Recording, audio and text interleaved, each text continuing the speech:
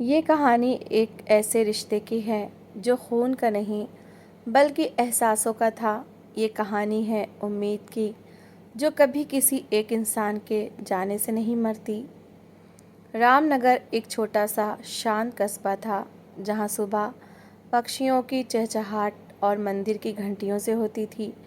इसी कस्बे के कोने में एक पुराना ढलती हुई दीवारों वाला घर था। घर के बाहर एक तख्ती लटकी थी जिस पर धुंधले अक्षरों में लिखा था, मास्टर आलोक वर्मा। आलोक जी उम्र करीब 65 वर्ष, रिटायर हो चुके एक स्कूल टीचर थे। उनके जीवन में सादगी के अलावा कुछ नहीं था। सफ़ेद धोती कुर्ता, चेहरे पर झुर्रियों के बीच चमकती दो शांत आँखें और एक पुरानी एटलस साइकिल जो उनकी तरह ही बूढ़ी हो चुकी थी लेकिन चलती पूरी रफ्तार से थी। आलोक जी का अपना कोई नहीं था। पत्नी सावित्री का देहांत 5 साल पहले एक लंबी बीमारी के बाद हो गया था। उनकी कोई संतान नहीं थी। लोग अक्सर कहते, मास्टर जी अकेले इस बड़े मकान में आपका मन कैसे लगता है, कोई रखवाला रख लीजिए। मास्टर जी बस मुस्कुरा देते और कहते, ये घर अकेला कहाँ है, इसमें सावित्री की यादें हैं, मेरी किताबों की खुशबू है और जब शाम को खिड़की से ठंडी हवा आती है तो लगता है जैसे कोई अपनों की बात कह रही हो। लेकिन सच तो ये था कि रात के सन्नाटे में जब वो लालटेन के सामने बैठकर कोई किताब पढ़ते तो मकान की दीवारें उन्हें काटने को दौड़ती। अकेलापन एक ऐसी खामोशी थी जो कान के पर्दों में गूंजती थी।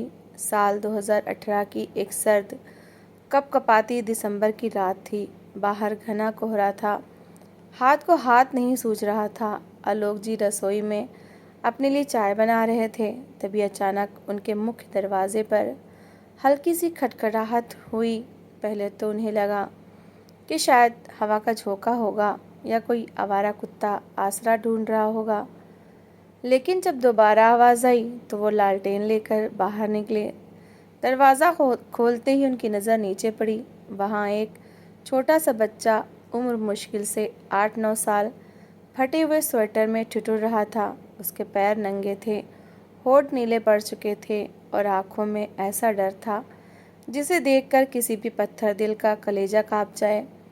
उसके हाथ में एक छोटा सा मैला थैला था। बेटा, कौन हो तुम? इस ठंड में यहाँ क्या कर रहे हो? आलोक जी ने आगे बढ़कर उसे छुआ। उसका शरीर बुखार से तप रहा था। बच्चा कुछ बोल नहीं पाया और सीधे आलोक जी के पैरों के पास बेहोश होकर गिर पड़ा। मास्टर जी ने बिना एक पल गवाए उसे अपनी बाहों में उठाया। वह इतना हल्का था मानो कोई सूखी लकड़ी हो। उन्होंने उसे अंदर लाकर अपने बिस्तर पर लिटाया, कंबल ओढ़ाया और तुरंत अंगीठी जलाई। डॉक्टर को बुलाने का वक्त नहीं था, इसलिए उन्होंने खुद ही उसके माथे पर ठंडे पानी की पट्टियाँ रखनी शुरू कीं। पूरी रात मास्टर जी जागे रहे। वो हर आधे घंटे में उसकी पट्टी बदलते, उसके पैर सहलाते। सुबह के 4 बजे जब बच्चे का बुखार कुछ कम हुआ तब जाकर मास्टर जी की जान में जान आई। सुबह की पहली किरण जब खिड़की से छन कर कमरे में आई तो बच्चे ने आंखें खोलीं। सामने एक अनजान कमरा और एक बूढ़े दादाजी को देखकर वो डर गया और पीछे हटने लगा। डरो मत बेटा, आलोक जी ने एक कटोरी में गर्म दूध और बिस्किट आगे बढ़ाते हुए बहुत कोमल आवाज़ में कहा, तुम सुरक्षित हो, मैं यहाँ का मास्टर हूँ। तुम्हारा नाम क्या है? तुम्हारे मम्मी पापा कहाँ हैं? बच्चे ने दूध की कटोरी को दोनों हाथों से ऐसे पकड़ा जैसे उसने कई दिनों से कुछ न खाया हो। गटागट दूध पीने के बाद उसने धीमी आवाज़ में कहा, मेरा नाम श्याम है। और तुम्हारे माता पिता? श्याम की आंखों से आंसू छलक पड़े। उसने बताया कि उसके माता पिता एक कंस्ट्रक्शन साइट पर मजदूरी करते थे। 1 हफ्ते पहले एक बड़े हादसे में दोनों की मौत हो गई। ठेकेदार ने उसे कुछ पैसे देकर वहाँ से भगा दिया। वो कई दिनों से भटकते हुए ट्रकों में छिपते छिपाते इस अनजान कस्बे में पहुँच गया था। रात को जब ठंड बर्दाश्त नहीं हुई और कोई रास्ता नहीं सूझा तो उसने इस घर का दरवाज़ा खटखटा दिया। श्याम की कहानी सुनकर आलोक जी की आंखें नम हो गईं। समाज के नियम कहते थे कि पुलिस को इत्तला करो, इसे किसी अनाथालय में छोड़ आओ, लेकिन जब आलोक जी ने श्याम की उन सहमी हुई मासूम आँखों में देखा तो उन्हें लगा कि भगवान ने शायद उनके सोने आंगन को भरने के लिए ही इस बच्चे को भेजा है। उन्होंने श्याम के सिर पर हाथ रखा और कहा, आज से तुम्हें कहीं जाने की ज़रूरत नहीं है। ये घर तुम्हारा है और तुम मेरे पोते हो। कस्बा छोटा था, इसलिए बातें जल्दी फैलती हैं। जब पड़ोसियों को पता चला कि मास्टर जी ने एक लावारिस बच्चे को अपने घर में रख लिया है तो बातें बनने लगीं। पड़ोस के शर्मा जी एक दिन आए और बोले, मास्टर जी, ये क्या पागलपन है? ज़ात नपात कहाँ से आया है, कौन है, कुछ पता नहीं। कल को ये बड़ा होकर कोई अपराध कर दे या आपके घर में चोरी कर ले तो कौन जिम्मेदार होगा? उम्र के इस पड़ाव पर मुसीबत मत मोल लीजिए। आलोक जी ने बड़े शांत भाव से जवाब दिया, शर्मा जी, बच्चा जब पैदा होता है तो उसकी कोई ज़ात या फितरत नहीं होती।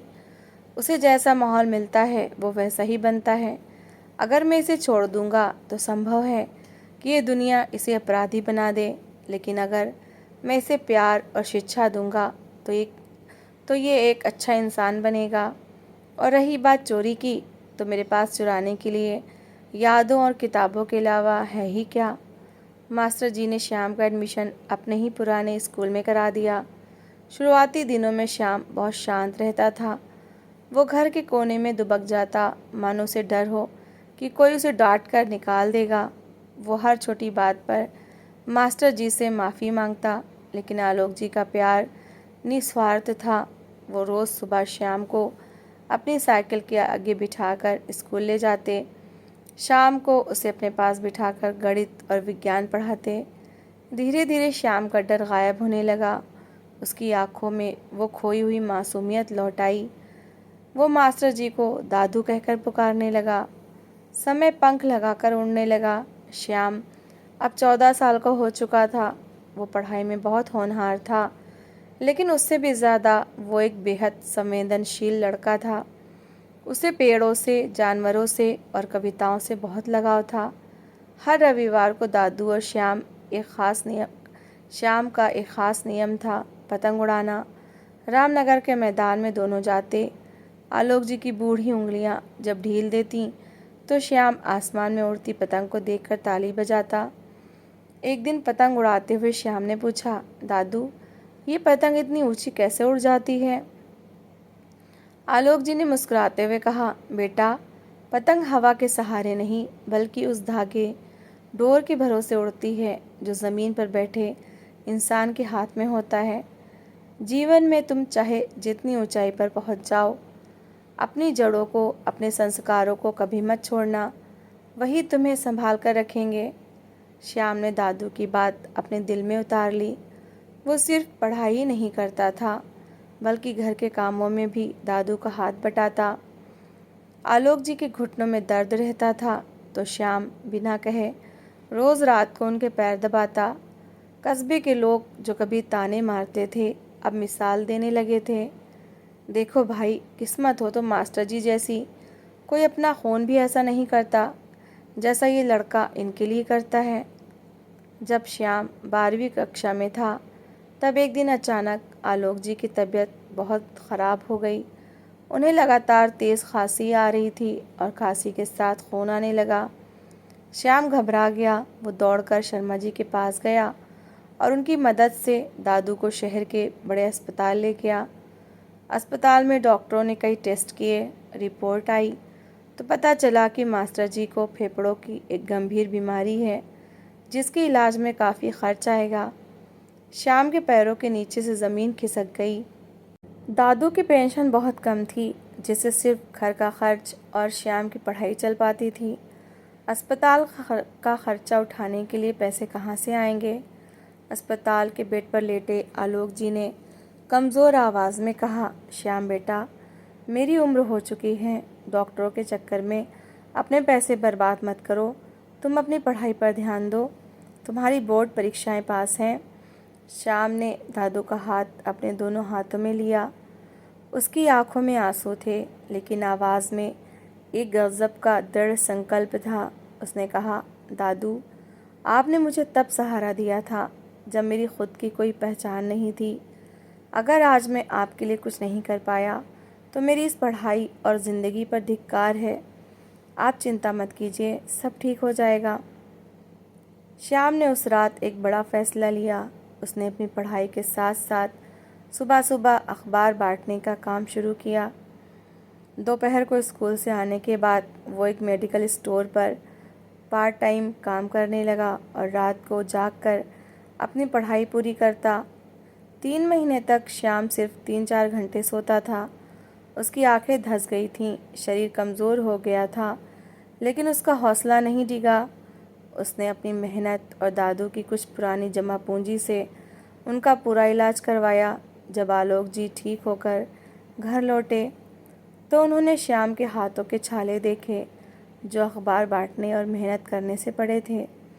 मास्टर जी ने श्याम को गले से लगा लिया और फूट फूट कर रो पड़े। वो बोले, बेटा, लोग कहते थे कि तू पराया है, लेकिन आज तूने साबित कर दिया कि रिश्तों की डोर खून से नहीं, प्यार से मजबूत होती है। श्याम ने 12वीं की परीक्षा में पूरे ज़िले में टॉप किया। उसकी इस सफलता पर पूरे रामनगर में जश्न का माहौल था। उसकी प्रतिभा को देखते हुए देश के एक बहुत प्रतिष्ठित कॉलेज, जो दिल्ली में था, से उसे स्कॉलरशिप के साथ दाखिले का बुलावा आया। वो लिटरेचर और समाजशास्त्र, सोशलॉजी पढ़ना चाहता था। ये बहुत बड़ी खुशखबरी थी, लेकिन इस खुशखबरी के साथ एक उदासी भी आई। श्याम को दिल्ली जाना था, जिसका मतलब था दादू को अकेले छोड़ना। श्याम ने साफ मना कर दिया, दादू, मैं कहीं नहीं जा रहा। मैं यहीं रहकर किसी लोकल कॉलेज से पढ़ लूँगा। मैं आपको इस हालत में अकेला छोड़कर नहीं जा सकता। आलोक जी ने श्याम को अपने पास बिठाया। उन्होंने अलमारी से वो पुरानी एटलस साइकिल की चाबी निकाली और श्याम के हाथ में रख दी। उन्होंने कहा, श्याम, जब तुम छोटे थे तब मैंने तुमसे कहा था कि पतंग को ऊंची उड़ान भरनी चाहिए। आज जब आसमान तुम्हारे सामने है तो तुम अपने पैर क्यों खींच रहे हो? क्या तुम्हें मुझ पर भरोसा नहीं है? मैं कमज़ोर ज़रूर हूँ, लेकिन इतना भी नहीं कि अपने बच्चे की कामयाबी के रास्ते का रोड़ा बन जाऊँ। तुम जाओ, दिल्ली जाओ, अपनी ज़िंदगी बदलो, लोगों की मदद करो। मैं यहाँ तुम्हारा इंतज़ार करूँगा। श्याम भारी मन से मान गया। जाने के दिन उसने दादू के पैर छुए। आलोक जी ने उसे एक पुरानी डायरी दी और कहा, जब भी मेरी याद आए या जब भी ज़िंदगी में अकेला महसूस करो, इस डायरी में अपने दिल का हाल लिख देना। शब्द कभी अकेला नहीं छोड़ते।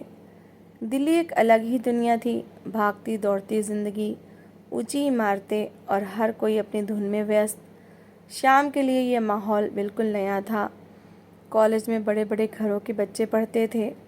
कुछ लड़कों ने श्याम के सादे कपड़ों और उसकी देहाती हिंदी का मजाक उड़ाने की कोशिश भी की, लेकिन श्याम के अंदर मास्टर आलोक के दिए हुए संस्कार थे। वो कभी किसी बहस में नहीं पड़ता। वो शांत रहता, अपनी पढ़ाई करता और कॉलेज की लाइब्रेरी में घंटों बिताता। हर शनिवार की शाम श्याम हॉस्टल के फ़ोन से दादू को फ़ोन करता। वो फ़ोन सिर्फ एक बातचीत नहीं थी, वो श्याम के लिए एक संजीवनी बूटी की तरह था। दादू, आज मैंने लाइब्रेरी में एक बहुत अच्छी किताब पढ़ी। दादू, यहाँ के लोग हमेशा जल्दी में क्यों रहते हैं? बेटा, आलोक जी फ़ोन पर कहते, शहर लोगों को रफ्तार देता है पर ठहराव भूल जाता है। तुम अपनी रफ्तार बनाए रखो, पर अपने अंदर के ठहराव को मत खोना। समय बीतता गया। श्याम ने ग्रेजुएशन पूरा किया, फिर पोस्ट ग्रेजुएशन किया। वो अपनी यूनिवर्सिटी का गोल्ड मेडलिस्ट बना। उसकी कविताएं और लेख अब बड़े बड़े अखबारों में छपने लगे थे। उसे कई बड़ी कंपनियों से नौकरी के ऑफ़र आए, जहां लाखों का पैकेज था। लेकिन श्याम का दिल कुछ और ही चाहता था। वो कॉरपोरेट की इस अंधी दौड़ का हिस्सा नहीं बनना चाहता था। एक दिन श्याम को रामनगर से शर्मा जी का फ़ोन आया। शर्मा जी की आवाज़ में घबराहट थी। श्याम बेटा, मास्टर जी की तबीयत अचानक बहुत ज़्यादा बिगड़ गई है। वो अस्पताल में हैं और बार बार तुम्हारा नाम ले रहे हैं। तुम जल्दी आ जाओ। श्याम के हाथ से फ़ोन छूट गया। उसने बिना अपना सामान पैक किए पहली ट्रेन पकड़ी और रामनगर के लिए रवाना हो गया। पूरी ट्रेन के सफ़र में उसकी आंखों के सामने दादू का वो मुस्कुराता हुआ चेहरा, वो पुरानी साइकिल और वो पतंग उड़ाने वाले दिन घूमते रहे। वो भगवान से बस एक ही प्रार्थना कर रहा था, हे भगवान, मेरे दादू को ठीक रखना, मुझे उनसे एक बार मिलने का मौका दे दो। जब श्याम अस्पताल पहुंचा तो वार्ड के बाहर सन्नाटा था। शर्मा जी बाहर खड़े थे। श्याम को देखते ही शर्मा जी ने अपनी आंखें झुका ली। नहीं, श्याम के मुंह से चीख निकल गई। वो दौड़कर अंदर कमरे में गया। सफ़ेद चादर से ढका हुआ आलोक जी का शरीर बिल्कुल शांत था। उनके चेहरे पर वही पुरानी चिर परिचित शांति थी, मानो वो बस गहरी नींद में सो रहे हों। श्याम उनके पैरों से लिपटकर फूट फूट कर रोने लगा। दादू, आंखें खोलिए, देखिए आपका श्याम आ गया। मैं अब कभी आपको छोड़कर नहीं जाऊंगा, मैं यहीं रहूंगा। दादू, प्लीज़ बात कीजिए। अस्पताल के कमरे में मौजूद हर इंसान की आंखें नम थीं। डॉक्टर ने श्याम के कंधे पर हाथ रखा और एक लिफाफा उसके हाथ में थमाया। मास्टर जी ने जाने से ठीक 1 घंटे पहले ये तुम्हें देने के लिए कहा था, डॉक्टर ने कहा। श्याम ने कांपते हाथों से लिफाफा खोला। उसमें दादू की वही पुरानी डायरी का एक आखिरी पन्ना था, जिस पर आलोक जी की कांपती हुई लिखावट में लिखा था, मेरे प्यारे श्याम, जब तुम ये पढ़ रहे होगे, मैं शायद उस सफ़र पर निकल चुका होऊंगा जहाँ से कोई वापस नहीं आता। रोना मत बेटा, तुमने मुझे ज़िंदगी के आखिरी सालों में वो खुशी और सम्मान दिया जिसकी मैंने कभी कल्पना भी नहीं की थी। लोग कहते हैं कि बेटा पढ़ लिख कर बड़ा हो जाए तो माँ बाप को भूल जाता है, लेकिन मुझे पता था कि मेरा श्याम ऐसा नहीं है। तुम मुझे कभी नहीं भूले। तुम्हारी हर चिट्ठी, तुम्हारा हर फ़ोन मेरे जीने की वजह था। मैं जानता हूँ कि तुम्हें बड़े शहरों के पैकेज अपनी तरफ नहीं खींच सकते। तुम्हारी आत्मा इस मिट्टी से जुड़ी हुई है। मेरी एक आखिरी वसीयत है, ये घर, मेरी किताबें और मेरी ये साइकिल अब तुम्हारी है। इस घर को कभी सूना मत होने देना। जैसे मैंने एक रात एक उम्मीद को आसरा दिया था, वैसे ही तुम भी ज़िंदगी में किसी भटकते हुए को रास्ता दिखाना। अपनी शिक्षा का उपयोग उन लोगों के लिए करना जिनके पास कोई सहारा नहीं है। उड़ो बेटा, खूब ऊंचे उड़ो। मेरा आशीर्वाद हमेशा तुम्हारे साथ है। तुम्हारा दादू। दादू के जाने के बाद श्याम पूरी तरह टूट चुका था। उसने कई दिन उस सोने घर में अकेले गुजारे। वो दादू की किताबों को छूता, उनकी साइकिल को देखता और रोता। लेकिन फिर उसे दादू का वो लेटर याद आया, इस घर को कभी सूना मत होने देना। श्याम ने अपने आंसू पोंछे। उसने दिल्ली के सभी नौकरी के ऑफर्स को ठुकरा दिया और हमेशा के लिए ही रामनगर में ही रहने का फ़ैसला किया। उसने अपने बड़े शहर के दोस्तों से और कुछ एनजीओज़ की मदद से उस पुराने घर को एक नई शक्ल दी। उसने घर के बाहर एक नया बोर्ड लगाया। उस बोर्ड पर लिखा था, उम्मीद, master Alok memorial library and learning centre. Shyam ने उस घर को कस्बे के गरीब, अनाथ और बेसहारा बच्चों के लिए एक मुफ्त स्कूल और लाइब्रेरी में बदल दिया। वो खुद उन बच्चों को पढ़ाता, उन्हें कहानियाँ सुनाता और उनके साथ पतंग उड़ाता। साल बीतते गए। अब श्याम की उम्र भी 35 के पार हो चुकी थी। वो एक सम्मानित लेखक और शिक्षक बन चुका था।